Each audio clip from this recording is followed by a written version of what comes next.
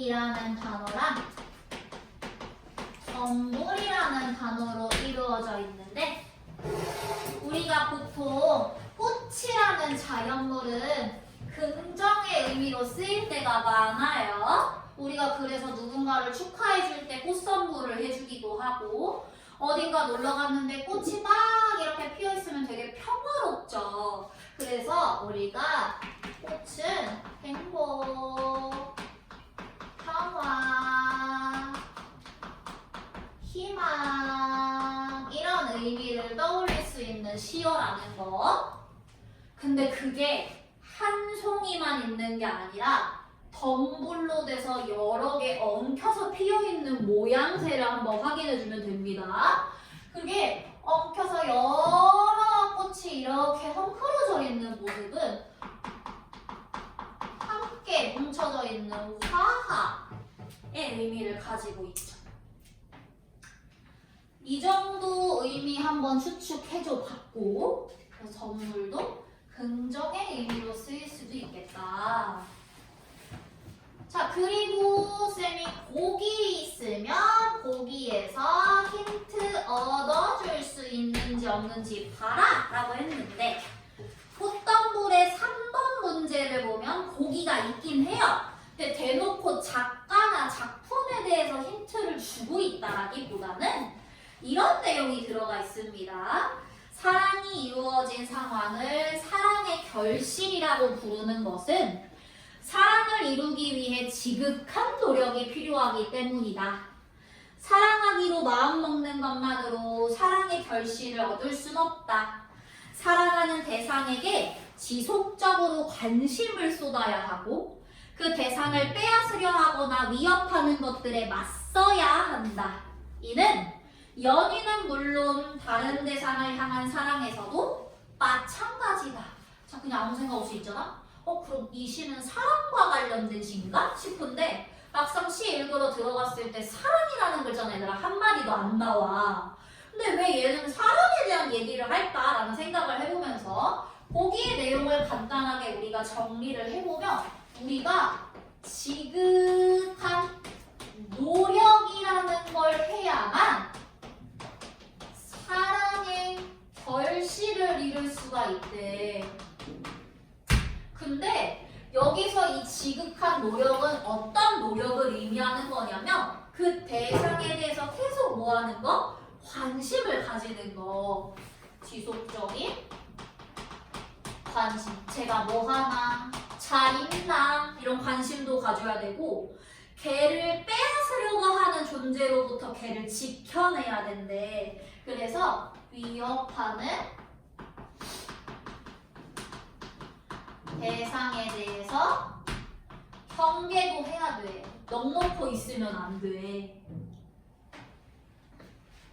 자, 그래서 우리가 이런 노력을 통해 사랑이라는 걸 지켜내야 되는데, 사수해야 되는데 이때의 사랑을 우리가 단순하게 사랑하는 연인으로만 해석할 필요는 없고 연인이나 그 외의 대상으로도 봐도 되는데 신석정이라는 시인이 언제 주로 활동했냐면 일제 창정기 때 시를 되게 많이 쓴 사람이란 말이야.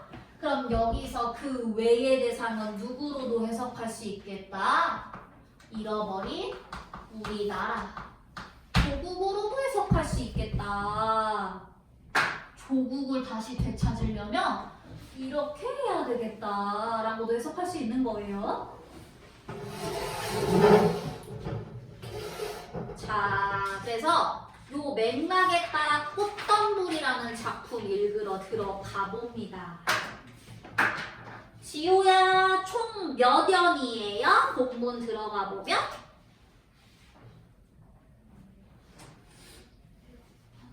5개 맞아. 1년, 2년, 3년, 4년, 5년까지 있어요. 연 나눠져 있으니까 연별로 중심 내용 정리합니다. 1년 들어갔을 때, 자, 아가들 1년 눈으로 읽고요. 자, 키워드를 2개 찾을 거예요. 하나는 밝음의 키워드고, 하나는 그것과 대비되는 키워드 찾을 겁니다. 쓱 보세요. 5초.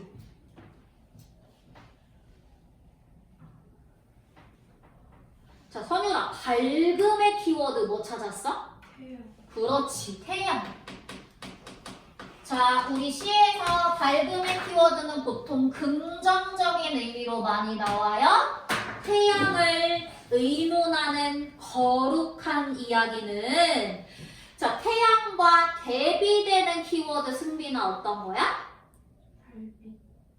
1년에서 찾을 거야. 등진. 그렇지, 태양을 등진 곳에서만 비롯하였다. 태양을 등지고 있으면 어둡겠죠. 체크. 됐어? 자, 이 사람 일제강점기 때 사람이라 했어. 자, 태양을 의논하는 이거 제발 우리 하늘에 다시 태양이 떴으면 좋겠다라는 이 이야기 그냥 아무 생각 없이 해석하면 밝음이지만 시대적인 상황을 고려했을 때는 조국의 광복을 의미하는 시어겠죠? 제발 광복이 오기를 소망하는 이 이야기를 항상 우리는 어디서 했냐면 대놓고 하는 게 아니라 숨어서 했어야 돼. 태양을 뭐 하는 곳에서? 등진 곳에서. 자, 그래서 이 태양을 등진 곳의 의미는 어둠. 어같죠? 현실을 상징적으로 드러내는 시어가 되겠죠? 됐나요? 자, 그래서 우리 1년의 중심 내용 한번 정리합니다. 일제, 강점기, 조국의 광복에 대한 염원을 1년에서 그려내고 있어요. 우리는 태양을 의논하는 거룩한 이야기를 태양을 등진 곳에서만 할 수밖에 없었다. 자, 2연 들어갑니다. 달빛이 흡사 비 오듯 쏟아지는 밤에도. 자, 스탑. 밤. 세모 표시할게요. 똑같이 어둠이니까. 일제강점기 현실이겠죠? 근데 어떤 밤이냐면 달빛이 흡사 비 오듯 쏟아지는 밤이래, 얘들아. 그러면 저 하늘에 떠있는 달빛이 비가 오듯이 보일 정도로 여기 현실은 밝은 거야, 어두운 거야? 이거 해석 잘해야 돼. 달빛이 비가 오듯이 보일 정도로 밝은 걸까, 어두운 걸까? 정우야.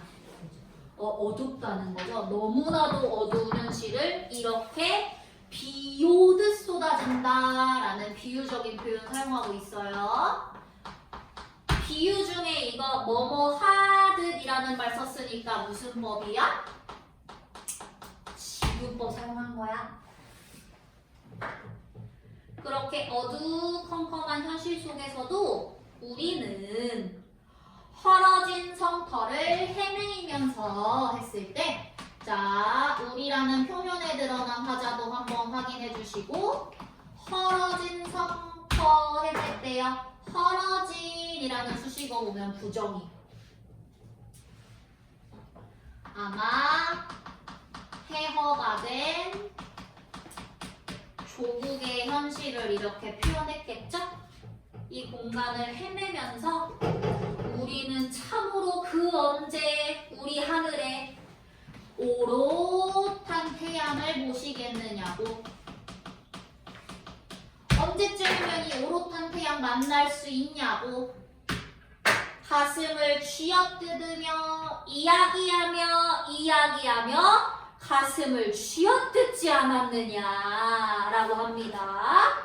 자, 여기서 오롯한 태양의 의미 당연히 오겠어. 나 언제쯤이면 태양 볼 수 있어? 조국의 광복을 의미하는 거겠죠. 이걸 너무나도 애타게 기다렸대. 어떻게 기다렸대? 가슴을 쥐어뜯으며 계속 이야기하며 가슴을 쥐어뜯을 정도로 기다렸대. 스탑! 표현상 특징 반복 나오고 있죠. 도윤아, 변주가 무슨 뜻이었지? 변주는 조금 반복하는 거. 앞에 반복이 나왔는데 왜 또 변주라는 말을 썼을까? 승민아. 변주가 무슨 뜻이죠? 과장. 땡. 지효야, 변주. 어? 근데 얘네 난리 났다. 선유라, 변주가 뭐야? 살짝 바꾸는 거. 왜 반복과 변주라고 했을까, 쌤이? 쥐어뜯으면 쥐어뜯지. 그치, 쥐어뜯으며라고 얘기하는 거랑 쥐어뜯지 않았느냐라고 살짝 바꾼 거. 이것 때문에 변주야. 봐봐, 얘들아. 니네가 복습 테스트 볼 때마다 자꾸 틀리는 이유는 분명 이거 배웠던 내용인데 지금 대답을 못 하잖아. 이런 거를 여러분들이 쌤이 얘기했을 때 알아들을 수 있어야 되는데 복습할 때 그냥 필기했던 거 대충 암기만 하니까 지금 개념이 머리에 안 쌓여져 있는 거라고. 너네 미리 얘기하는데 다음 달까지 진도 나가고 나서 학원에서 겨울학기 정기고사 볼 거예요. 정기고사 볼 때 성적표 나갑니다. 학부모님들한테. 그 성적표에는 3학년 학년 평균 다 들어가 있고 틀린 문제의 정답률까지 다 들어가 있어요. 이 말이 뭐냐? 남들은 다 맞췄는데 나만 틀린 문제도 알아볼 수 있고요. 학년 평균보다 본인 점수가 낮았다는 건 그만큼 공부가 안 됐다는 증거가 된다는 거예요.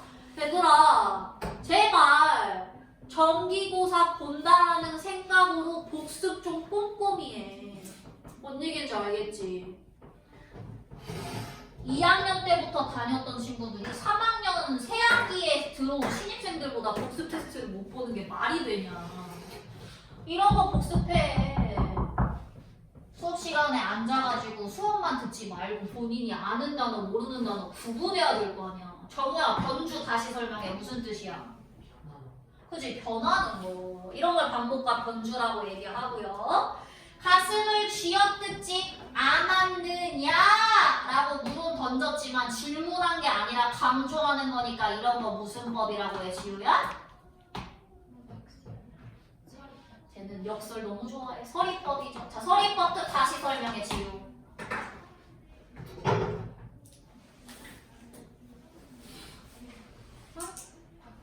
그럼 변주. 서리법. 봐봐, 집중 못하고 있죠? 승민아, 서리법. 무슨 뜻이에요? 입안이 돼서 문제고. 선유라, 서리법 무슨 뜻? 물어보는 거. 물어봐요. 자, 그러면은 질문을 하는 건 다 서리법인가요? 대답이 있으면 따라주는 거예요. 대답이 있어요? 여기 대답 있나요? 아는데 물어보는 거. 그죠? 아는데 물어보는 거. 강조하려고. 가슴을 쥐어뜯지 않았느냐. 너 가슴 쥐어뜯었니? 이렇게 물어보는 게 아니라 우리 가슴을 쥐어뜯을 정도로 간절히 원했잖아. 라는 거 강조한다고. 물음을 통해. 그게 서리법이라고. 뭔 말인지 알겠지, 얘들아? 내가 이 작품에서 서리법을 이렇게 얘기하는 이유, 이 작품에 서리법이 쓰였다를 암기하라는 게 아니라 다른 작품 읽을 때 서리법이 쓰였다 안 쓰였다를 구분할 줄 알아야 된다고, 얘들아. 근데 너네가 지금 그게 안 된다고. 뭔 말인지 알겠지? 그게 안 되면 고등학교 올라가서 1등급에서 5등급 사이에서 5등급 나오는 거라고. 그렇게 나오면 중학교 때 국악은 왜 다니니? 공부하라고! 이 단어만 지금 정규 수업 시간에 한 달 내내 설명했어. 대답 못한 친구들아. 그런 거 외우라는 거야, 지금. 자, 그래서 서리법까지 체크했고요. 2년에 그래서 중심 내용 정리하면 조국, 광복에 대한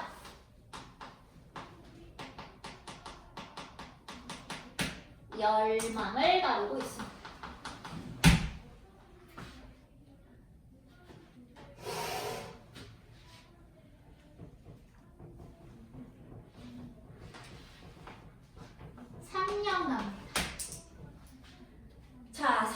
그러는 동안에 영영 잃어버린 것도 있다. 자, 잃어버렸다라는 수식어 당연히 세모. 그러는 동안에 멀리 떠나버린 것도 있다. 떠나버렸다는 것도 세모. 그러는 동안에 몸을 팔아버린 것도 있다. 얘도 세모. 그러는 동안에 마음을 팔아버린 것도 있다. 얘도 세모. 자, 그래서 지금 요 사면의 내용을 읽어보면 표현성 특징 먼저 정리합시다. 계속 비슷한 문장 구조 반복하고 있어요. 이런 걸 유사한 문장 구조를 반복했다라고 문제 풀 때 많이 나올 건데 고등학교 올라가면 유사한 문장 구조라는 쉬운 말 대신에 뭐로 바꿔서 나오냐면 통사 구조 반복이라고 바꿔서 나와요. 또 이 키워드 모르면 틀리는 겁니다. 비슷한 문장 구조를 이렇게 나란히 반복하면요. 이렇게도 얘기해요. 무슨 법 사용했다? 대꾸법 사용했다라고도 얘기합니다. 나란히 보여주면 대꾸법이에요. 이렇게.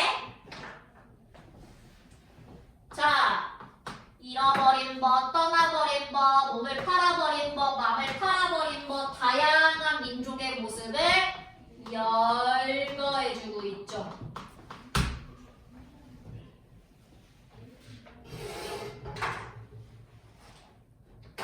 일제강점기 때 이런 식으로 우리 민족들이 살았다라는 거 표현하고 있어요. 그래서 사면의 중심 내용, 일제강점기 비극적 현실을 드러내고 있어요.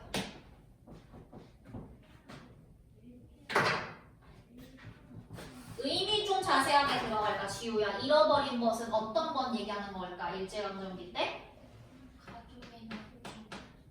죽음을 경험한 거겠죠? 잃어버렸다. 떠나버린 것은 어디로 떠난 거 의미하는 걸까, 도윤아? 일본? 일본으로 떠났거나 러시아로 떠났거나 만주로 떠났거나 여기저기 타지를 유랑했던 민족들을 얘기하는 거겠죠? 몸을 팔아버리거나 마음을 팔아버린 사람들은 뭐 얘기하는 거겠어? 아예 나라를 버린 거니까 친, 일 같은 거 한 사람들 얘기하는 거겠죠.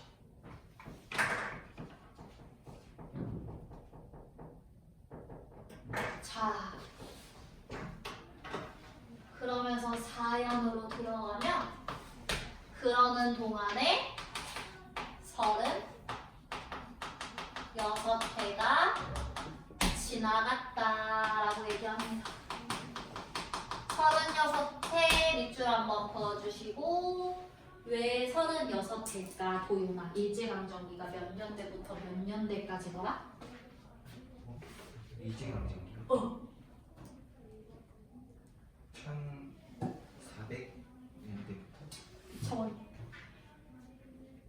정우야. 1910년부터. 그렇지. 1945년까지가 일제강점기입니다. 그래서 36회. 지나갔다라는 건 우리가 뭐를 맞이했다? 광복을 맞이한 걸 의미하는 거겠죠. 자, 시간의 흐름 파악해 주시고요.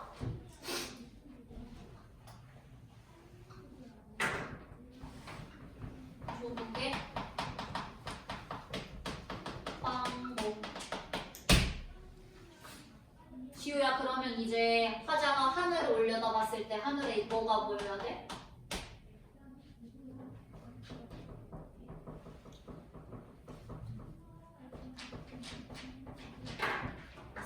뭐가 보여야 돼?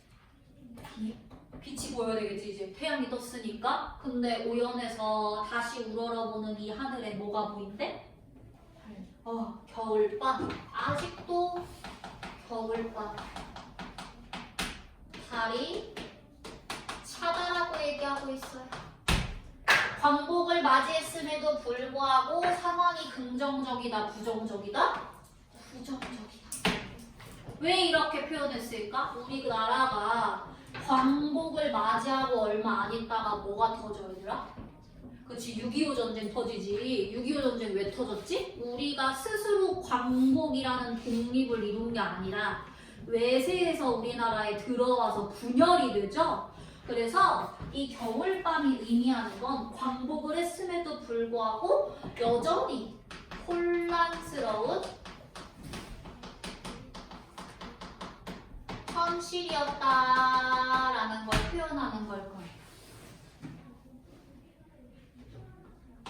민족 분열, 식탁 통치 이런 차다라는 촉각적 이미지도 쌤이 말 안 해도 알아야 돼. 전체적으로 시각적 이미지 나왔지만 촉각도 있습니다. 겨울밤 달이 아직도 차더니 아마 이것도 부정적인 인식이겠죠? 그래서 화자는 기다려요. 오는 봄에 분수처럼 쏟아지는 태양을 안고 그 어느 언덕 꽃덤불에 아늑히 안겨보리라. 자, 제발 다시 따뜻한 봄이 오기를, 태양이 뜨기를, 그래서 꽃덤불에 안길 수 있기를 바라는 마음 나와 있는데, 아마 여기서 말하는 봄이라는 시간은 뭐가 되겠어? 혼란스러운 현실이 끝나고 우리나라가 진짜 진정한 광복을 맞이하는 것. 지금과 같은 광복이 아니라 화합과 평화의 광복을 맞이하는 걸 의미하겠죠. 온전한 자주 민족 국가를 의미합니다. 그래서 앞에 1년과 2년에서 얘기했던 태양과 마지막 5년에서 얘기하는 태양의 의미는 살짝 달라요. 1년과 2년은 광복이면 5년은 진정한 화합과 평화를 의미합니다. 똑같은 시어라도 의미가 살짝 다르다는 거 확인해 주시고, 자, 그래서 5년의 중심 내용 정리합니다. 새로운 민족 국가 건설에 대한 기대가 담겨있는 연이었어요. 여기까지 정리해 주시고, 이렇게 1년부터 5년까지 쭉 읽었을 때 여러분들 눈치채야 되는 거, 시의 흐름이 어떻게 되고 있냐면 1, 2, 3년은 우리나라 민족들이 겪었던 일제강점기라는 어두운 과거 의미하고요. 그게 끝난 4년은 현재 완전한 화합은 아니다라는 인식 들어가 있고요. 그래서 나는 기다릴 거야. 진정한 화합의 날을 미래. 이 순서대로 진행되고 있습니다. 그래서 시상전개 방식 뭐다? 뭐의 흐름에 따라서 바뀌고 있어? 시간의 흐름에 따라서 시상이 전개되고 있어요. 이걸 고등학교 올라가면 좀 어려운 용어로 추보식 구성이라고 얘기합니다. 알아두시고,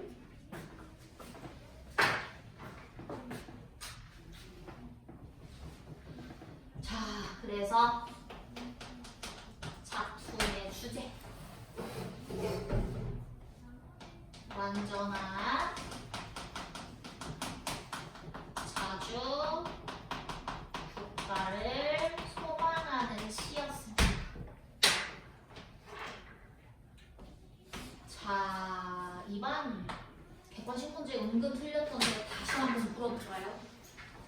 설명 다 들었으니까 천지 천천히 꼼꼼하게 읽을 거.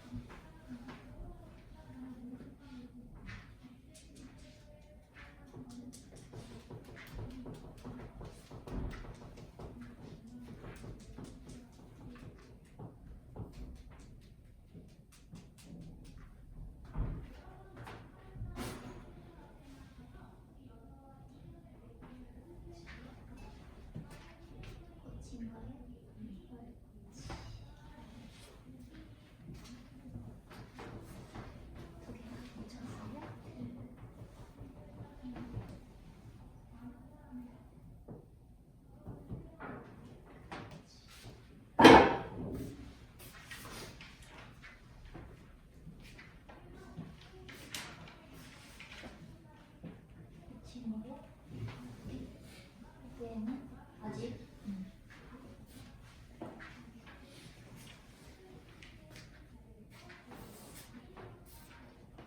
다 맞췄어?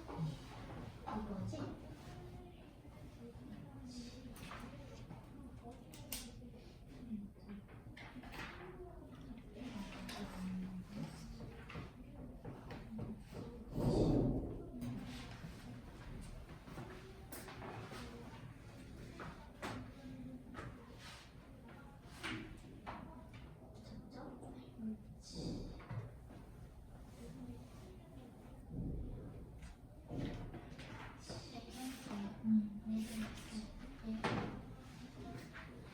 얘 붙였어?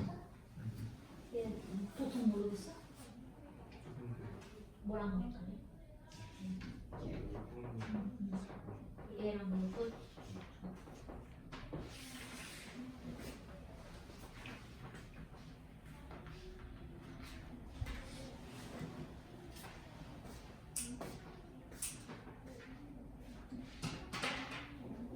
아, 같이 읽게. 자, 1번 위시에 대한 설명으로 적절한 거 물어보는 문제입니다. 1번 선지 보세요. 색채어 밑줄 그어주세요. 정우야, 색채어가 이 작품에 있어 없어? 없어요. 그죠? 없어. 색깔을 나타내는 단어 자체가 없으니까 1번부터 틀려. 2번 공간의 이동 있었어 없었어 지호야? 없었어. 3번 역설적 표현 있었어 없었어 승민아? 없었어. 바로 지워. 4번 자연이랑 인간을 대비하는 거 있었어 없었어 도윤아? 없었죠. 그래서 4번 5번 실현과 고난을 드러내는 표현을 사용해서 기대가 실현되기 이전의 상황. 실현과 고난이 뭐야? 승진구. 4. 벌어진 상처. 이런 표현들 다 부정적인 의미 나타내는 표현들이었죠. 광복이 이루어지기 전. 2번 적절한 거 고를 건데 애들아 이거 잘 봐. 19를 봐야 돼. 기억이 뭐였냐면 태양을 의논하는 거룩한 이야기는 항상 태양을 등진 곳에서 했대. 얘들아 여기서 항상이라는 걸 일상을 권태롭게 여기는 태도라고 나왔는데 권태롭게 밑줄 그어봐. 권태롭다가 무슨 뜻이냐면 지루해. 의미 없어 라고 생각하는 건데 지루하다, 의미 없다가 항상이라는 말을 통해 부각되고 있어? 아니잖아. 우리 항상 제발 광복이 됐으면 좋겠다라는 태도를 몰래 가지고 있었다라는 걸 의미하는 거니까 권태로운 거랑 상관없잖아. 권태롭게 X. 2번. 자, 니은 구절 뭐냐면 달빛이 흡사 비 오듯 쏟아지는 밤 아주 어두운 현실이었어. 근데 이 구절을 두고 지향하는 세상이 올 것이라고 믿는 태도라고 볼 수 있나요? 관련 없죠. X. 디귿. 그러는 동안에 영영 잃어버린 법. 자, 죽음을 의미한다 했는데 부재하는 인물에 대해 화자가 죄책감 느껴요. 이 부분에서? 아니죠. X. 자, 리을 부분에 드디어 36해가 지나갔다. 자, 드디어라는 표현 왜 사용했을까? 드디어 광복이 왔다. 기대감이죠? 근데 4번에 뭐래? 불행했던 시절이 되돌아올 것에 대비해? 아니잖아. 자, 아직도 겨울밤 발이 차네? 광복이 진정한 광복이 아니네? 부정적 상황이 온전히 극복되지 못한 걸 안타깝게 여기는 태도가 아직도를 통해 부각되고 있다 볼 수 있겠죠? 그래서 정답이 5번인 겁니다. 됐죠? 자, 3번 가볼게요. 3번의 정답은 3번이었지. 몸과 마음을 팔아버린 것들은 얘들아 아예 나라를 버린 거잖아. 이게 왜 지속적인 노력이겠어, X. 됐죠? 그래서 정답 맞춰갖고 다음 주 숙제 똑같아요. 빈칸, 엿걸기, 우름이 타는 가을밤 문제 3개 풀어와 주시면 되겠습니다. 쉬는 시간 딱 10분까지 가졌다가 독서할게요.